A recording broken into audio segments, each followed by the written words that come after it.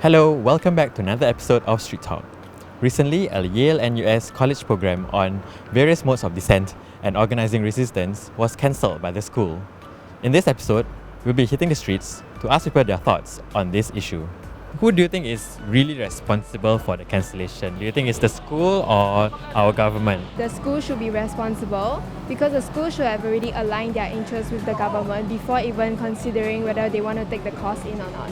I probably think the government because maybe the government was scared of going into some topics that some things may have been said that the government didn't want to be said. We know that we're not allowed to say certain things, so I think they weren't too happy about the progress of that course. For the schools, it's they might get into trouble if they were to let this program carry on. For the government, because it's kind of encouraging people to protest against them. I also think it's both. The government usually tries to mute everything that's controversial. The school also has a role to play in it because if the school didn't cancel it, they will also get in trouble and it will be a huge mess. Do you think the actual reason they cancelled it because of censorship or is because of foreign interference? Personally, I think it's because of censorship. Yeah, because I feel in Singapore, you say something wrong, then the government can just sue you. I think there's both to play a part in this whole situation, but to me, I feel that the foreign part will come in more. When it comes to this kind of issues, I think it should be done locally and focused locally instead of bringing in foreign thoughts in as well.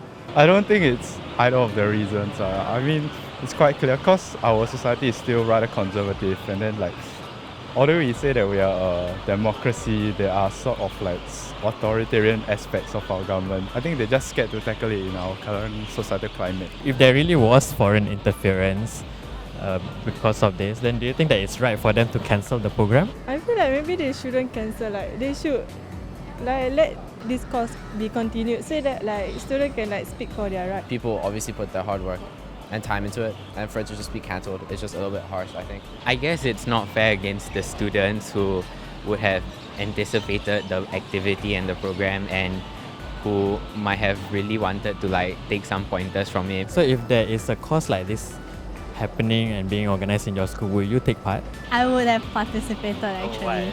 Yeah, because there are some things that actually we have to address, but due to censorship and the fear of the outcome, I don't think that those things should stop us from learning.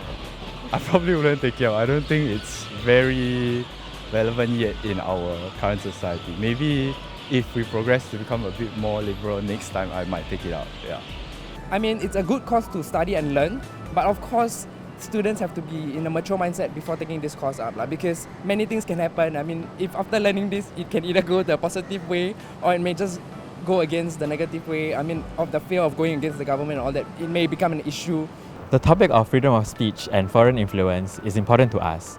And while we would like freedom of speech, the people we spoke to do not feel like foreign influence should be allowed. What about you? What are your views on this issue? Leave your thoughts in the comment section below. This has been Street Talk, and we'll see you again in the next episode.